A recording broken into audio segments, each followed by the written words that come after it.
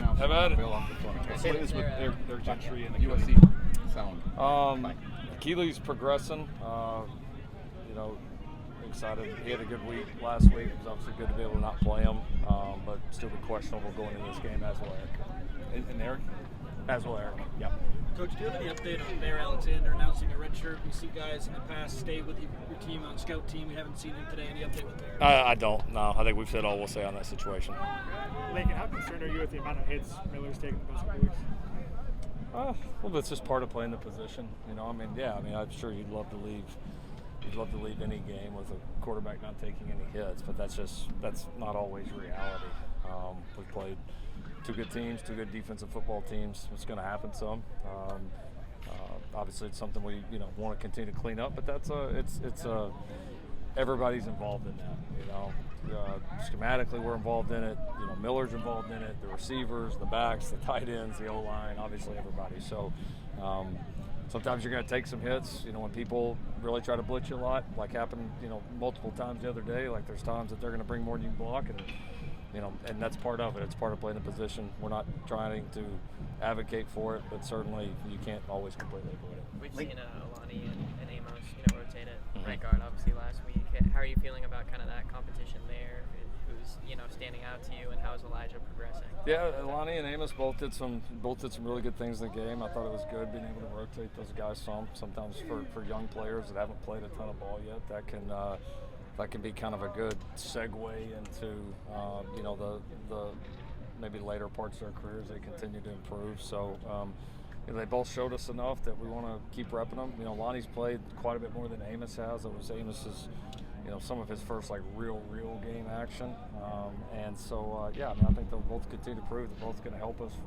We need both of them to continue to step up. Elijah played much better for us. Did some really good things in the game.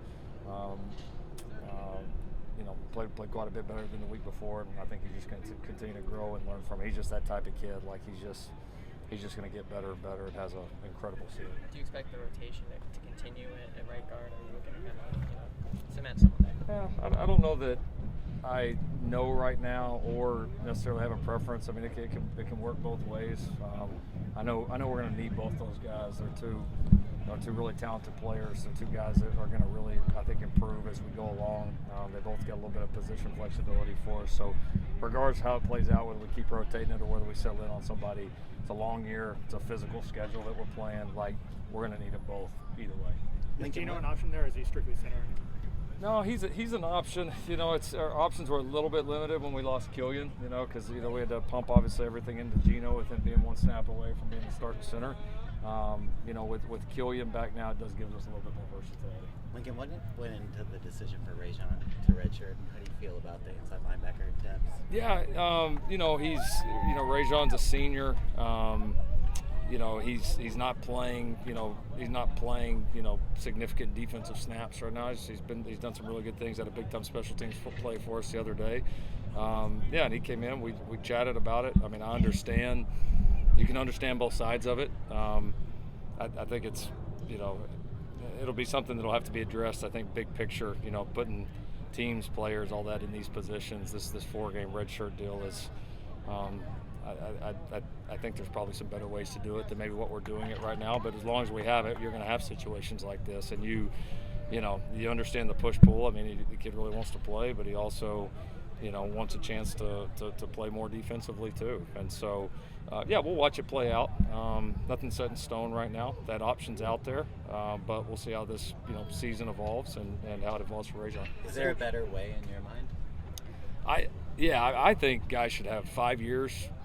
Do whatever you want, play as much as you want or as little as you want, and the only way you get an extra one is if you have 2 season-ending injuries where you miss the whole season. I think that should be that plain and simple and be done, and then nobody have to worry about all this other crap about how many games you played and all that. But I understand why it's there, but I still think it's a little bit behind the times. Coach, on a scale of 1 to 10, what is your concern with the offense starting slow in the games? That game against Wisconsin was the first time this year that you scored on the first drive, going back to Washington. Where's your concern on that? We scored a field goal against Utah, I think the first drive. Utah State the first drive, but I mean we played played decent early against LSU, against a big time opponent. We drove down and dropped a wide open touchdown pass against Utah State. We didn't play good early against Michigan. And we drove down and scored a touchdown the other day. So I think less to me the start of it and more just us being able to sustain it longer. Now we've had a few stretches, but you want to be able to start and sustain it. And if we don't have it, we've got to be able to snap out of it and find it a little bit quicker. So I think more of that than, directly beginning, middle, or end of the game. Has anyone else communicated to you that they intend to redshirt outside of Raesjon? No. Like in past couple weeks, seems like Zachariah has just been a little bit more tentative than we usually see from him, kind of in the return games.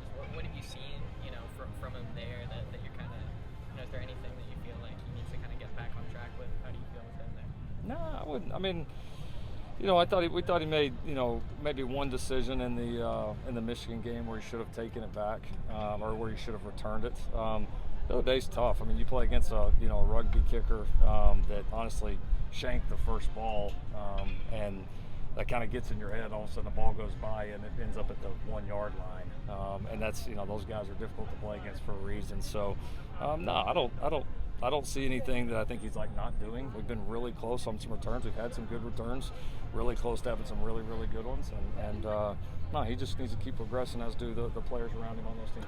What has Quentin Joyner shown you so far, and is there anything he can do to work his way into some more reps?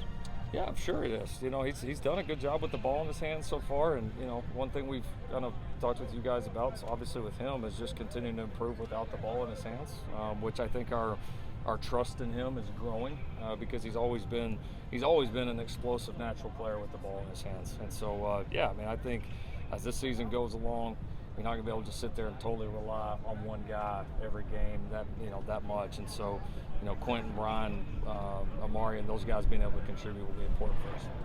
Thank you, Coach All right, Riley. thanks.